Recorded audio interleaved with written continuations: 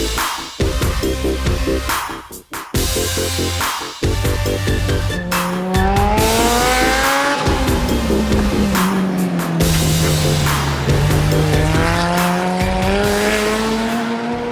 up everybody, welcome back to Krebsbach Racing. Today is all about suspension on the front of the Evo. We'll go through the suspension mods I have, some of the geometry changes that we've done. We'll go through wheel and tire clearance, what options you have to fit, and then we'll also get into the setup at the end. I get more questions than anything about what tire to run, what camber to run, what toe, that type of stuff, so we'll get into that at the end of the video as well. At the heart of my suspension is the Fortune Auto Dreadnought Pro 2-Way coilovers. We have them set up right here. And you might ask, I've seen you bouncing around the track for a few years now. That suspension must not be doing very well for you. And you would be right, but it's mainly setup. When I first installed these, I did not have the correct preload on the springs because of these helper springs right here. So my suspension was basically bottoming out. I was riding on the bump stops all the time, and any kind of bump, my suspension would bottom out. And as soon as it does that, you basically have no suspension. It's just gonna throw the body of the car up in the air. So we have that fixed now. The last year or two, it's been a lot better. And when it comes to spring rates, I do change my spring rates depending on the track and the type of driving I'm doing. Autocross, I'll stiffen it up a little bit, and then road course, we'll soften it just a little bit more. We run Swift springs up front. Right now we have 12K in it, coming up for UMI's Autocross. Now let's dive into some of the suspension mods. All right, the other biggest mod we did is a SSB drop spindle. This is a 2-inch drop spindle, which basically moves your wheel up and keeps your arm, your stock arm, down lower, so the suspension geometry is closer to the way it is stock, which is kind of what you want. I'm going to include just a little write-up that SSB Designs did for the uprights. It kind of does a little intro of what all he was trying to accomplish with the uprights. So here's page 1. You can pause to read everything. Page 2, correcting geometry, the cost, weight, and bump steer correction. Then the last page. He also has torque specs for all of your bolts and how to put everything together.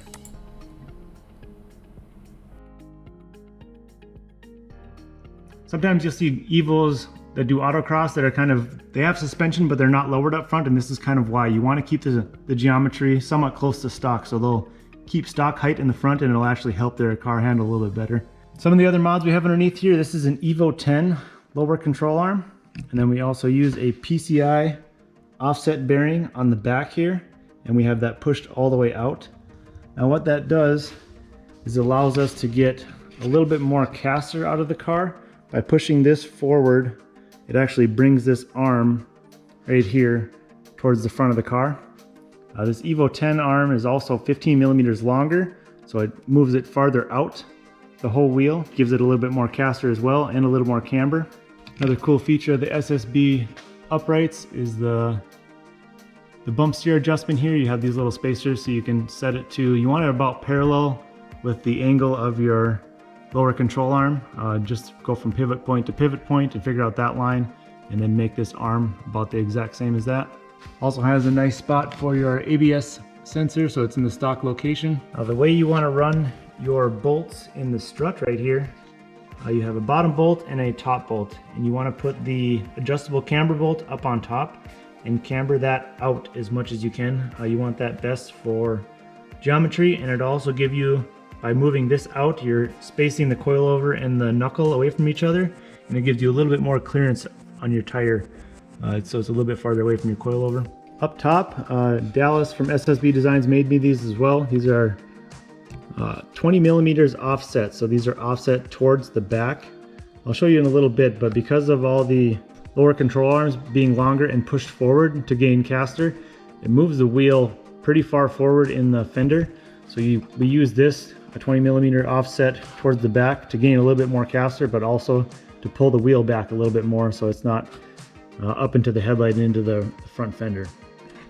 Now because I run the longer arms, which put the bottom of the wheel out, gaining camber, you actually have to bring this back a little bit. So this is set at about 3.5 degrees negative camber right now. I have plenty of adjustment to go in further, but because of the arms, you actually have to pull it out. If you have stock arms, I'm not sure if you can get 3.5 degrees of camber. If these are cambered all the way in, you might have to use that bolt on the bottom and sacrifice a little bit of wheel clearance.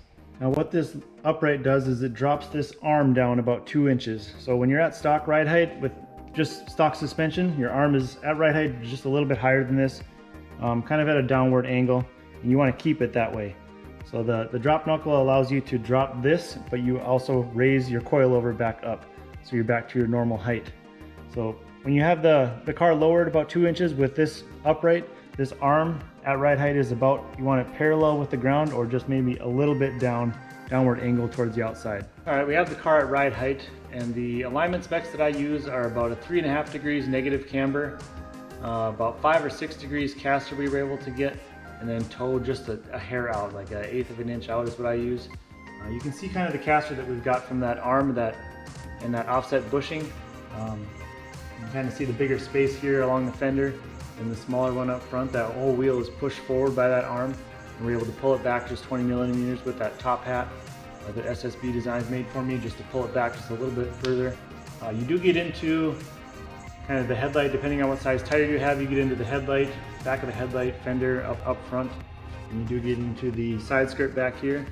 As far as wheel and tire setups go, it really depends on if it's a daily, if it's for autocross, if it's for road course, if there's any tire limitations that you can use for sizes or anything like that. The general rule would be like a 245 on a 9.5 or 10-inch rim, or a 255 on a 10 or 10.5 inch rim.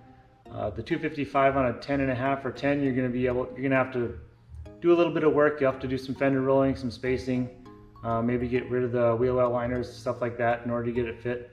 As far as an offset, you'll be right around 30, 25, 30, somewhere in there, and you might have to use a spacer.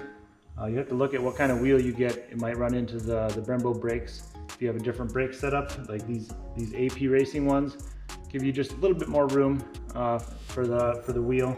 The setup I have on the car now is for GLTC. This is a 275/35 Nexon on a 18x11 with a +15 offset, and this is the perfect size wheel for the front, an 18x11 +15. I'm about 1 millimeter off of the coilover on the inside, and we're running about 3.5 degrees camber, and we're still outside the fender at this ride height. It's super close. We've got it pulled as much as we can, but as you can see, there's some burn marks here just from the tire catching on this. You want to stay about a 25 to 25.5 inch tall tire. This is about a 26.5 inch tall tire, and as soon as you get just that 1 inch bigger, it just starts hitting everywhere on your fenders, inside, hits up on your headlight, stuff like that. I actually had to raise the ride height a little bit just to get these 275s to fit. I've ran a 295/30 and they fit a little bit better just because they're shorter. Even though they're a little bit wider, they do fit a little bit better. Normally an AO 52 or something like that for autocross. So this is all the stuff I did to space the fender out. I actually loosened these screws up on the fender and pulled the fender as far as I could. These bolts for the headlights are actually pulled over to the left, so the headlight can come forward just a little bit on both of these. So loosened all these up, spaced everything out as much as I could. Hit these in a little bit. There's some tabs here that kind of get in the way of the wheel. Had to cut some of the side skirt. The wheel comes all the way into here. Did a big spacer right here on the bottom of the fender. Put a bunch of washers and some longer bolts just to space this out. As you can see, we have about inch or a little bit more space there. These fenders, these are aluminum fenders because this is a special edition. So they're really tough to pull or roll. They're kind of rigid, so I ended up cracking them actually right here, you can see. But got them to form just a little bit and pull out. As far as the headlight goes, I do have these engineering bumper kits. I don't think he sells them anymore. They're tough to find. I tried to find extra ones because these ones broke, but right now it's just kind of hodgepodge together, but spaced with a bunch of washers kind of to get this out as far as I could. And then actually bent and pushed this whole assembly. It's part of the frame actually, but there's some bolts in here you can push and kind of pull everything out so you can get a little more space for the wheel. All right, thanks for watching guys. Make sure you like and subscribe, and we'll see you guys in part 2 when we go through the rear suspension.